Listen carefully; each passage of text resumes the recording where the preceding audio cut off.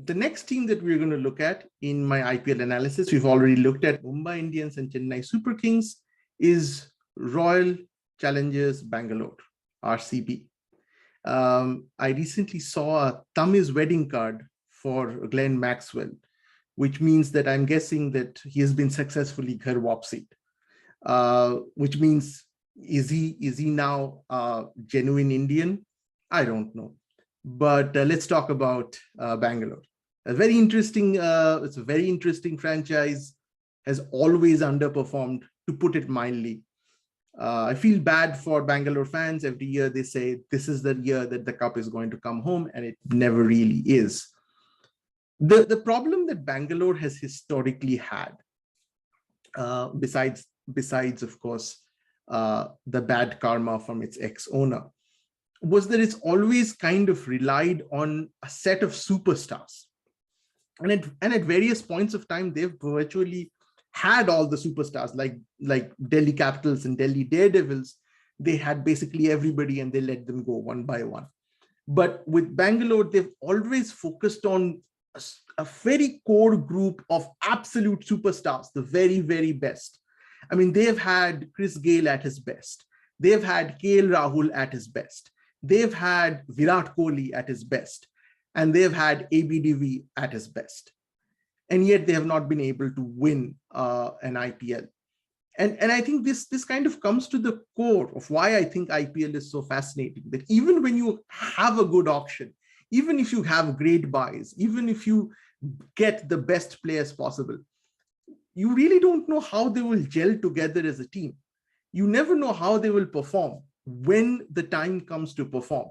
And that's why we started off with Mumbai Indians and Chennai Super Kings, who are two franchises that have done, have been light years ahead of everyone in terms of performance. And Royal Challengers, you think, would have been there with the kind of teams they've had, but they've never really been able to get there. They haven't even been able to come close. And why is that the case? Many of Bangalore's fans will say that they lose it at the auction itself. The multiple times they've lost it at the auction. The first time when IPL started, they took a very, very conventional one-day team. They tried to make a one-day team and try to make it into a T20 team, and that was why they suffered. I'm not sure I quite agreed with that assessment. I think they had a fairly decent team then. But I think over the year, their main problem, their main systemic problem has been that they have had very poor quality bowlers, that they splurged on a very few high ticket value batsmen, which led them to choose, I think, consistently. They have kind of they've had their bowling subsidize their batting during the auctions, which meant that when the game started, no matter how much their batsmen would score, the bowlers would always give those runs away, irrespective of, and leading to great meme material from Virat Kohli. But unfortunately, it's not been good for their fans. And I think I remember years ago when during one of these auctions, when the ex-owner of Kingfisher Airlines, Miley, was being interviewed, and one thing I've always seen is that no matter how disastrous your auction has been, everybody comes out and says, we got everybody we wanted to buy. This has been amazing. But you can see from their faces that it's not true. So I remember Vijay Mallya saying, we have a very strong bowling attack this year. And, we have some great stars. And then he was kind of struggling to say what stars he brought. And then he said, Ashok Dinda. That's kind of sums up the many IPL seasons that Bangalore fans have gone through. So what have they done well this year? What haven't they done well this year? So they retained Virat Kohli. They retained Glenn Maxwell, because Glenn Maxwell has been good for them for the last few seasons, and they retained Siraj. This was, I believed, in terms of retention, pretty good. Glenn Maxwell, I don't know, but still, given the fact that people want to retain a core and move ahead, this was a fairly decent set of retentions. They didn't retain their fourth player. They could have retained Yuzi Chahal. They chose not to, which was kind of surprising. But okay, that just meant they went in with a lot of money into this auction. And now let's start with what they did at the auction. So if you look at the team, the opening is Virat Kohli and Faf du Plessis. They spent a lot of money on Faf du Plessis. Straight off the bat, it's again something which I couldn't understand. And unlike Chennai Super Kings and Mumbai Indians, when I was talking about them, I said, well, obviously their brain works at a different cadence than that of mere mortals like me. This one, based on Bangalore's performance, let me be a little bit more critical here. Let me be a little bit more, rather let me be a little less self-deprecatory here.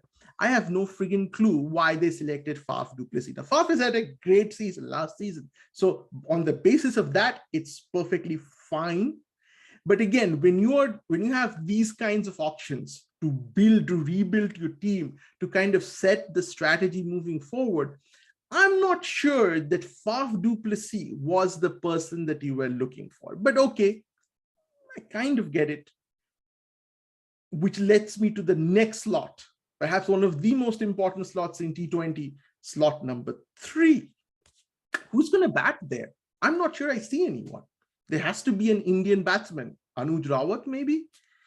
Again, you can say, well, it's had a good performance, but for a first 11, I want to see people who have proven credentials on day one of IPL, that they walk in, they have proven credentials, they prove themselves. And again, there will be your bench strength, which will be at some point they will get in. I mean, Ruturaj Gaikwad didn't play the first. It took him a long time to get in a game in Chennai Super Kings. And that's the way it's supposed to work. You give your bench a certain amount of time and you build faith and confidence in them, and then you put them out. Same with Venki Iyer. I mean, Venki Iyer wasn't let out on the first time. He had been part of the bench for some time with Kolkata Knight Riders. So who are you going to, and this is the number 3 slot. So we're going to put Indian batsman Anuj Rawat. Then perhaps number 4, you have Maxwell. He has to be there to kind of anchor the middle order. Then again, you have another blank. There's another blank slot for an Indian batsman. Who's going to bat there? Mohipal Lomror maybe? Again, maybe good batsman, we don't know. And then you have the finishing done by Dinesh Karthik. So goodbye, but again, with Faf, Dinesh Karthik, these are again players on the declining edge of their careers. So on one hand, you take extremely young people, and on the other hand, you take extremely old people. My problem is that the distribution of that middle is not there. And this is going to be a systemic problem, I believe, for Bangalore. So you have Dinesh Karthik. So you have Kohli, Faf, unknown Indian batsman, Maxwell, unknown Indian batsman, Dinesh Karthik. Then you have to play Hasaranga. Like you burst your bank for Hasaranga. Again, I thought it was vastly overpriced.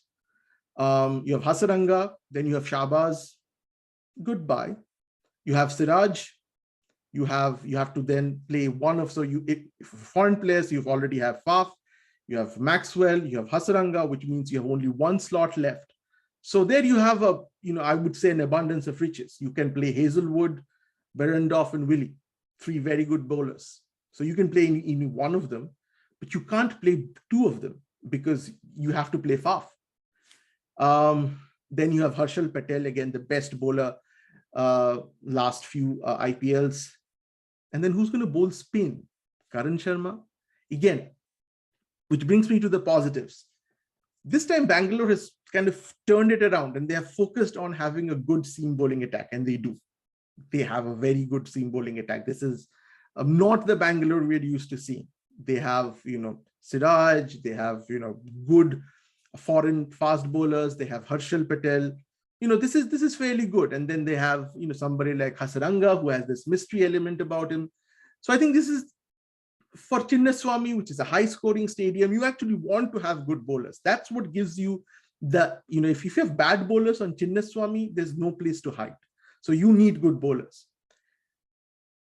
what the negative with Bangalore is, I think, first of all, they overspent on Hasran by a lot. I think that for Indian spin bowling, Karan Sharma, Shahbaz, I still think it's a bit weak. I mean, they're going to miss Chahal big time. As I said, I'm not particularly sure about Dinesh Karthik. I mean, Dinesh Karthik was, I think he had a good Vijay Hazare recently, but as a long-suffering Kolkata Knight Riders fan, he was not particularly great at Knight Riders. I think the reason why we had a great end of season last time, but for those of you who remember, we were at the bottom before we went to UAE, and much of the blame has to be on Dinesh Karthik's batting. I mean, Dinesh Karthik is no longer, I believe, the Dinesh Karthik that he was, even in, let's say, 2018 or 2019. And Dinesh Karthik, I'm a fan of Dinesh Karthik. I think he's always not been seen for the star that he's been sometimes. He's very, very energetic batting, very good finisher. But I think that at this point of time, I think he was also overpriced for Bangalore. And I don't think that Bangalore really needed him. I think Bangalore should perhaps have gone for Kona Bharat, who was very good for them last season. And, you want to build that core. I would have thought they should have gone harder for Kona Bharat, who I think, wicketkeeper, definitely a long-term prospect for Bangalore. And he's worked for them before. So that familiarity is very important. Mumbai Indians and Chennai Super Kings always favor familiarity over somebody who's new. So I'm not too sure about any of those choices.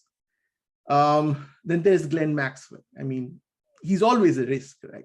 There's always a hit or miss thing about him, which brings me to the final piece of the problem, which is Kohli.